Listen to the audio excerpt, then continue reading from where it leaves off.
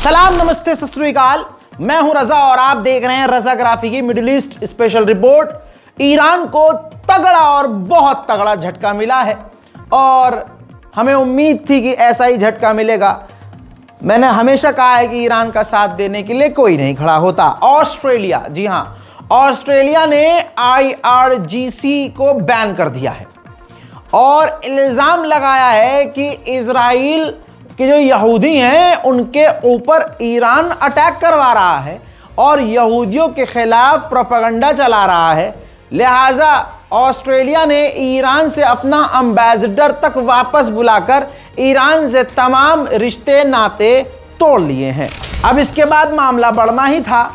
Iran ने officially इनकार किया, कहा कि ये इल्ज़ाम है, यहूदियों के खिलाफ का क्या मसला है भाई। और ऑस्ट्रेलिया ने ज़बरदस्ती अपना एम्बेसडर निकाला है और रिश्ते ख़राब किए हैं। इसका जवाब हम ज़रूर देंगे। ऑस्ट्रेलिया अभी पिछले हफ्ते तक ऐलान कर चुका है कि हम फ़िलिस्तीन को मान्यता देंगे। समझिएगा, बहुत टेढ़ी बात है। अभी पिछले हफ्ते तक तो नेतन्याहू इतना चिढ़ गया था कि नेतन्याहू ने कहा कि जो ऑस्ट्रेलिया का प्रधानमंत्री है वो बहुत कमज़ोर, वीक प्रधानमंत्री है। यानी इजराइल ने ऑस्ट्रेलिया के खिलाफ बयान दिया और पीछे से पता नहीं क्या डंडा हुआ कि अब हुआ होगा, ज़रूर प्रेशर बनाया होगा कि इजराइल के समर्थन में या इजराइल को खुश करने के लिए या नेतन्याहू को खुश करने के लिए ऑस्ट्रेलिया ने ईरान से रिश्ते तोड़ लिए। अब ये रहा ईरान के विदेश मंत्री का बयान। इन्होंने कहा कि मेरी ऐसी कोई आदत नहीं है कि मैं वांटेड और वॉर क्रिमिनल्स के लोगों के साथ जो है कॉज मतलब ज्वाइन करूं, उनके साथ खड़ा हूं। लेकिन नेतन्याहू ने एक बात ऑस्ट्रेलिया के प्रधानमंत्री के बारे में पिछले हफ्ते सही की थी कि वो एक कमज़ोर पॉलिटिशियन है और ईरान ने यहूदियों के ऊपर कोई हमला नहीं करवाया ऑस्ट्रेलिया में, नाम यहूदियों के खिलाफ प्रोपेगेंडा चला रहे हैं। दुनिया ये जानती है, इतिहास जानता है कि जो यहूदियों का सबसे पुराना घराना है वो पूरी कम्युनिटी ईरान के अंदर ही रहती है, हमारे ईरान में, हमारे मुल्क में रहती है और वो पूरी तरह से सेफ है। हम उनके खिलाफ कोई एजेंडा, प्रोपेगेंडा नहीं चलाते। वहीं ईरान में अंदर जो परेशानी है वो मैं भी आपको बता रहा हूं। बहुत लोग आलोचना कर रहे हैं, रजा भाई आप ये बातें मत बताया करो, थोड़ा बुरा लगता है। नहीं भाई, देखिए मैं पत्रकार हूं, फिर गोदी मीडिया में और मुझ में फ़र्क क्या रह जाएगा। देखिए, ईरान के अंदर पानी की कमी और पानी की कमी से अब बिजली की भी कमी हो रही है। मिनिस्ट्री की मीटिंग हो रही थी, लाइव प्रसारण चल रहा था, हर तरफ इसकी फुटेज चल रही थी और अचानक से बिजली गायब हो जाती है। देखिए, نه میاد الان خیلی و उधर जहां इसराइल और अमेरिका सोचते हैं कि ईरान टूट गया, टूटने वाला है, ये हो रहा है, वहां पर ईरान एक बार फिर से मजबूती के साथ खड़ा हुआ नजर आता है। ईरान के राष्ट्रपति पेजेश्कियान ने साफ कहा कि हम दुश्मन के आगे, बुली के आगे झुकेंगे नहीं, हमारा देश टुकड़ों में बटा हुआ नहीं है, हम सब एक हैं। बंده اعتقاد و باورم اینه اگر اسرائیل و آمریکا ناامید شدند از ادامه کارشون به خاطر وحدت و انسجام مردم عزیز کشور ما بود. این مردم عزیز کشور ما بودند، علیرغم نارسایی‌هایی که من مدیر داشتم، من سیاستگزار داشتم، ایستادن و از تمامیت این آب و خاک دفاع کردن و اجازه ندادن اجنبی بیاد و مملکت ما رو تیکه تیکه بکنه. و این مردم قابل افتخارن. این مردم چپ و راست نیستن، مردمن. همه اون کسانی که تو این آب و خاک زندگی میکنن مال اوناست، مال یک گروه جناح و دست. दूसरी तरफ ईरान के विदेश मंत्री ने कहा कि हम अपनी शर्तों पर अमेरिका से इनडायरेक्ट बात करने को तैयार हैं, जैसे हम पहले कर रहे थे, लेकिन इस शर्त पर कि जैसे धोखे से बातचीत के दौरान हमला हम पर किया गया था, ऐसा ना किया जाए। वहीं मेरे दोस्तों, ईरान और पाकिस्तान के बीच भी चुपके चुपके खिचड़ी पक रही है भैया, या बिरयानी, वो आप देख लीजिएगा। लेकिन बात सीधी ये है कि ईरान के जो सैन्य कमांडर हैं उन्होंने और पाकिस्तान के आर्मी चीफ ने फ़ोन पर बात की है तो पार्टी वार्टी करने की तो बात की नहीं होगी, भैया पार्टी करेंगे हैं। बात की है सेना के 2 अधिकारी ने, 2 देश के सेनाओं के अधिकारियों ने, तो भाई कुछ तो पक रहा है भैया। अगर कोई बहुत थोड़ा बहुत हमारा तो रील पे कोई फेमस हो जाता है तो 20 बॉडीगार्ड लेके चलता है और स्लो मोशन की वीडियो बनाकर जो है सोशल मीडिया पर और पोस्ट करके और अपने आप का रौला दिखाता है कि भाई हमें तो खतरा है, हम तो बॉडीगार्ड लेकर चलते हैं। तो सोचो जो राष्ट्रपति लेवल का हो या एक सीनियर अधिकारी हो या कोई ऊंचे पद पर हो, उसको तो पूरी फौज लेके चलनी चाहिए। बात सिक्योरिटी के मुद्दे पर करना चाह रहा हूं तो ऑस्ट्रिया की, दुनिया भर में ऐसे बहुत सारी एजेंसियां जो बहुत खतरनाक, मतलब क्या खतरनाक सिक्योरिटी करती हैं भाई, MI6 की तरह। ऐसी एक ऑस्ट्रिया की एजेंसी है कोबरा यूनिट सिक्योरिटी, पूरी सिक्योरिटी जैसे हम फिल्मों में हॉलीवुड में देखते हैं ना भाई, खतरनाक सिक्योरिटी होती है उनकी।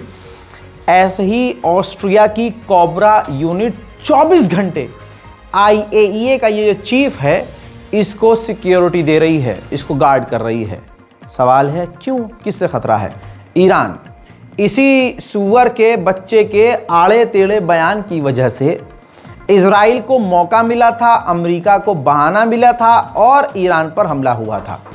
अब ईरान ने कई बार घुमा फिराकर धमकी IAEA के इस चीफ को दी है, जिसकी वजह से हालत इसकी इतनी पतली है कि अब कोबरा यूनिट जो ऑस्ट्रिया की है 24 घंटे इसकी सुरक्षा में लगी हुई है। उधर बहानों, आपको याद होगा बहानों से ईरान पर हमला किया, नेतन्याहू ने प्रोपेगेंडा चलवाया और खुद सामने आकर हमले से पहले कहता रहा कि बस कुछ हफ्ते बाद ईरान परमाणु बना लेगा, कुछ हफ्ते बाद ईरान परमाणु हासिल कर लेगा, 10 दिन में परमाणु कर लेगा, 20 दिन में परमाणु बना लेगा, ये कर लेगा, वो कर लेगा, और फिर उसके बाद अटैक हो गया, ईरान पर अटैक।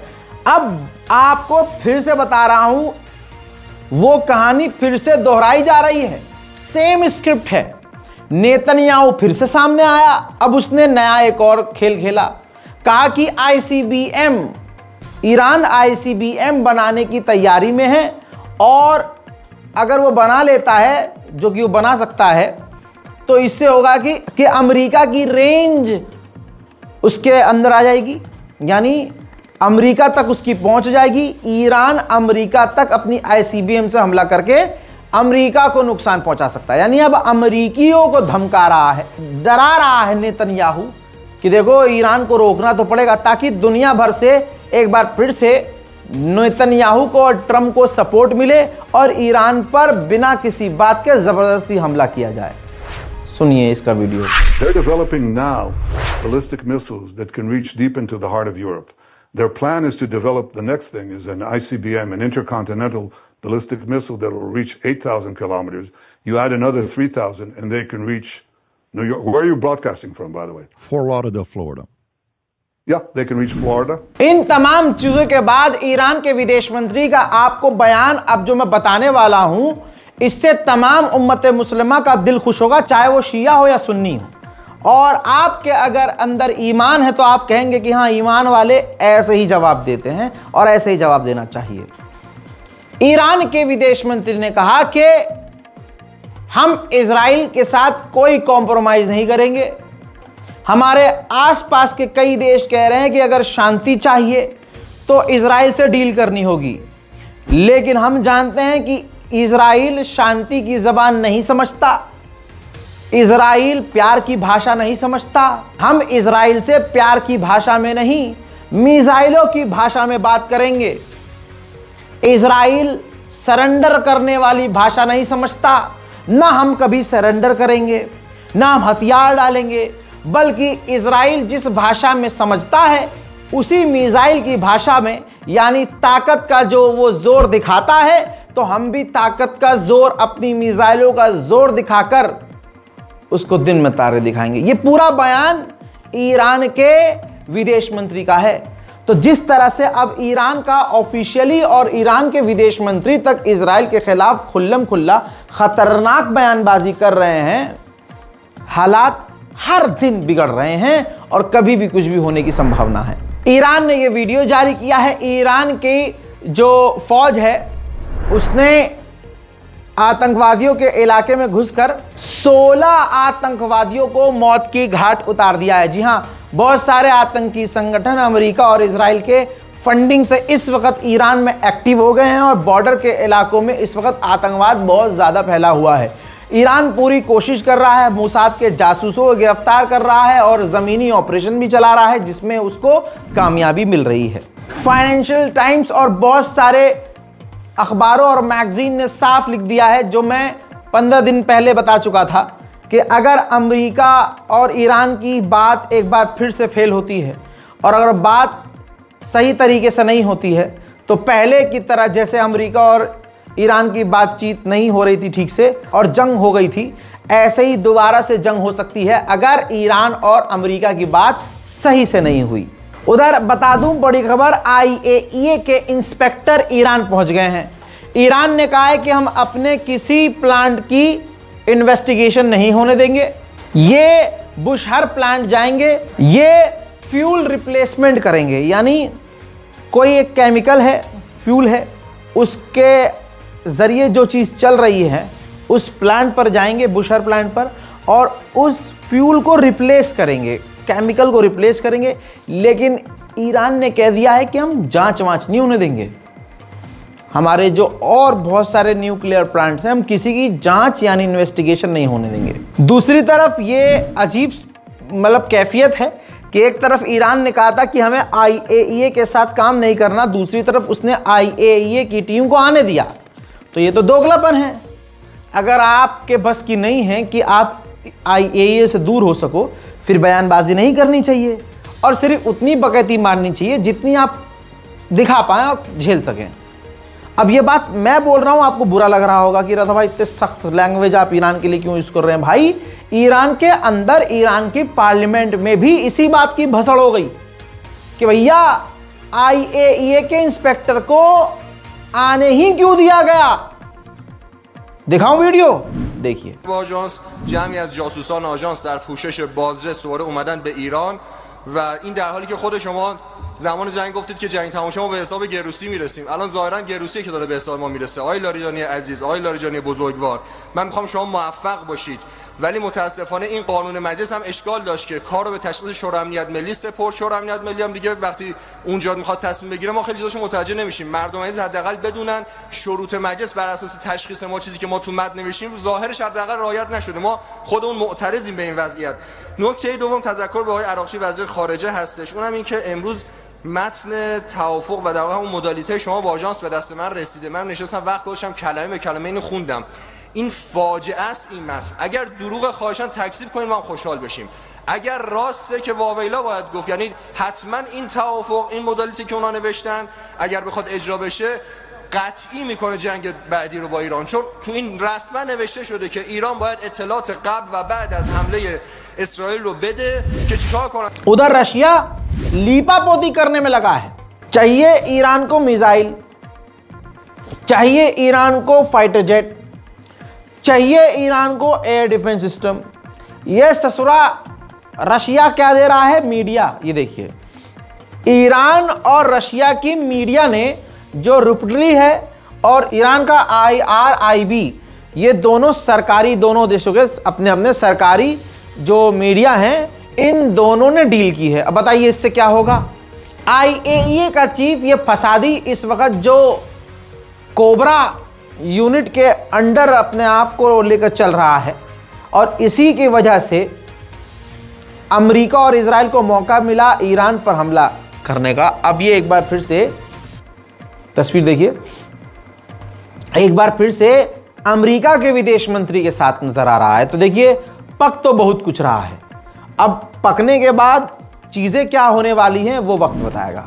हजरात आज है जुमेरात, थर्सडे, आज है डेडलाइन। कहा गया था यूरोप के द्वारा, ईरान को धमकी दी थी कि थर्सडे तक अगर डील नहीं करते, बात नहीं करते, अमेरिका के आगे झुक नहीं जाते, हमारे हिसाब से चलते नहीं, तो आने वाले थर्सडे यानी आज के दिन UN की तरफ से, मतलब UN की ताकत का इस्तेमाल करके ईरान के ऊपर ट्रिगर मैकेनिज्म का एक मतलब एक स्टाइल है, यानी UN की तरफ से और यूरोप की तरफ से ईरान के ऊपर खतरनाक पाबंदी, जो पाबंदियां आज तक नहीं लगी वो पूरा यूरोप लगा देगा ईरान पर।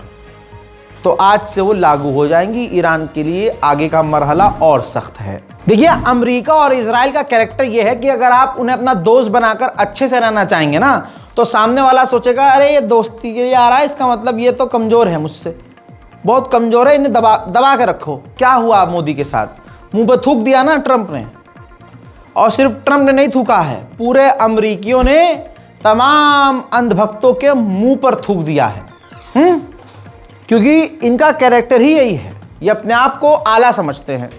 ऐसे ही लेबनान अब तक बहुत आज़ादी से जी रहा था, लेकिन वहाँ पर जब अमेरिका का पसंदीदा राष्ट्रपति चुना गया और अमेरिका के इशारे पर नचनिया सरकार बन गई लेबनान में, तो अमेरिका का एनवॉय, ट्रंप का बहुत करीबी एनवॉय, मिडिल ईस्ट का एनवॉय, अमेरिका का एनवॉय पहुंचता है लेबनान पहली बार।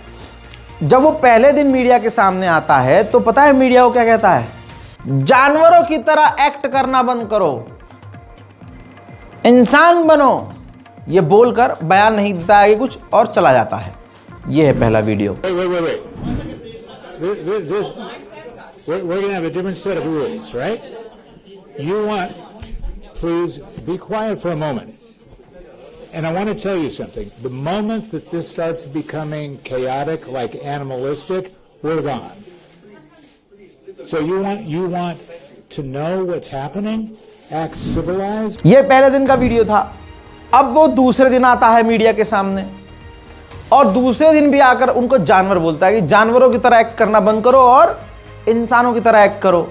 और ये भांडू कुछ भी बोले बिना चला जाता है। यह है दूसरा video. Just slow down. I'll answer your questions.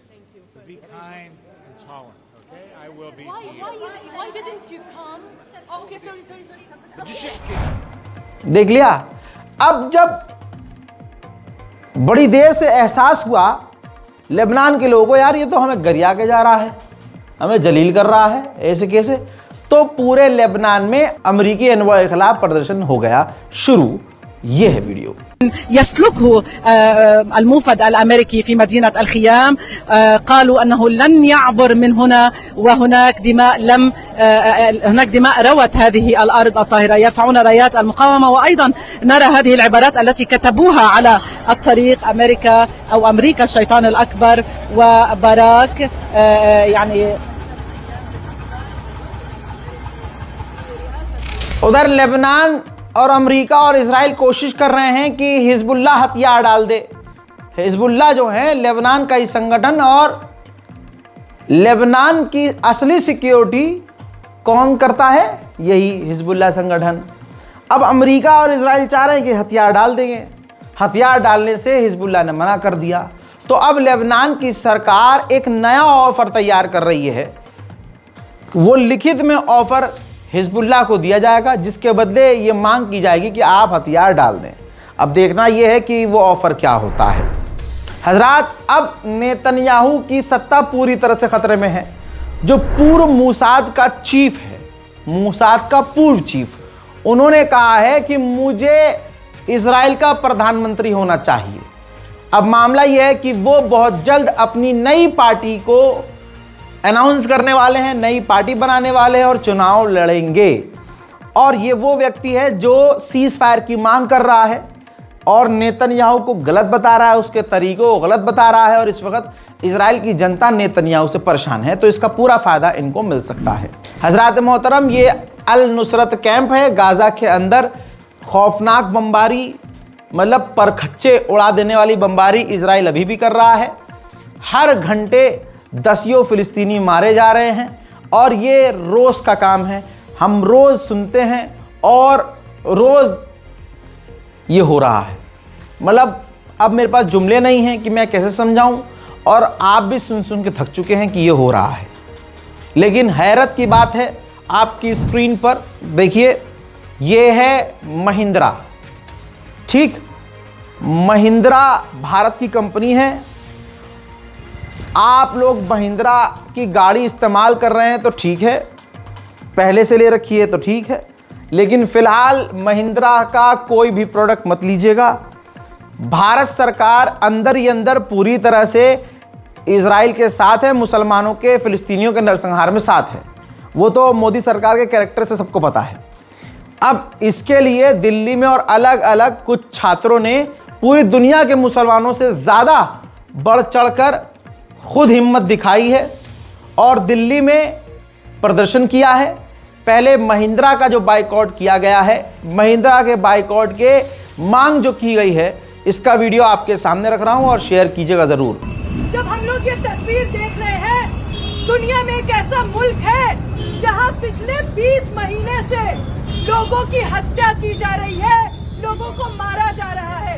पिछले 20 महीने में हर रोज 60,000 से ज्यादा लोगों को मौत के घाट उतारा जा चुका है। इस वक्त वहाँ 90% स्कूलों, अस्पतालों, लोगों के घरों को मलबे के ढेर में बदल दिया गया है। जब लोग भूख और पानी के लिए से तरस रहे हैं, तब भी उन्हें गोलियों से उड़ाया जा रहा है। बच्चों को भी नहीं बख्शा जा रहा है।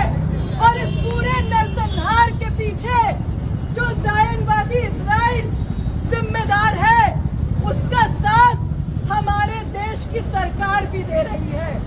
इस नरसंहार, इस बर्बरता में हमारे देश की सरकार के साथ साथ ये महिंद्रा जैसी कंपनियां और हमारे देश के पूंजीपति भी शामिल हैं। तो हम लोग आज यही बात करते हुए आपके बीच आए हैं। इसी प्रकार से दोस्तों जूडियो के ऊपर भी इल्जाम है। खुलासा यह हुआ है कि जूडियो भी चंदा दे रहा है इजराइल को और इजरायली कंपनियों को पैसा दे रहा है मुसलमानों के, फिलिस्तीनियों के नरसंहार के लिए।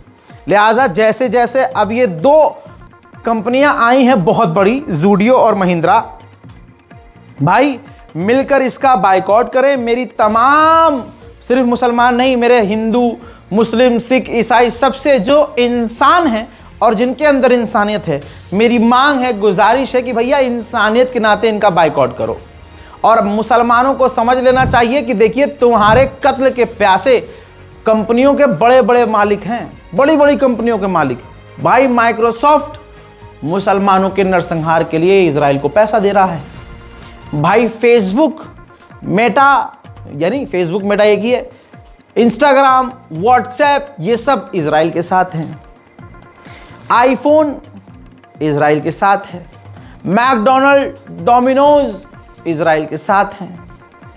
भाई KFC इजराइल के साथ है। तो इन सबका रिप्लेसमेंट है। और क्या इन तमाम चीज़ों के बिना हम जी सकते हैं? लेकिन भाई हमें क्या ही फ़र्क पड़ता है, क्योंकि हमारा अपना थोड़ी ना मर रहा है। बहरहाल इस बारकोड का इस्तेमाल करके गाज़ा और फ़िलिस्तीन की मदद के लिए अगर मन में कुछ है तो कीजिए, और अगर कुछ नहीं कर सकते तो कम से कम बाइकआउट कीजिए। जो मैंने आपको चीज़ें दिखाई हैं, जो लोगोज और जिन कंपनियों का नाम बताया है, और वो भी नहीं कर सकते तो भैया दुआ कीजिए और इस वीडियो को शेयर कीजिए। फिलहाल के अपडेट में इतना ही। लौट रहा हूँ थोड़ी देर में और बड़ी जानकारियों के साथ। तब तक के लिए जय हिंद व सलाम।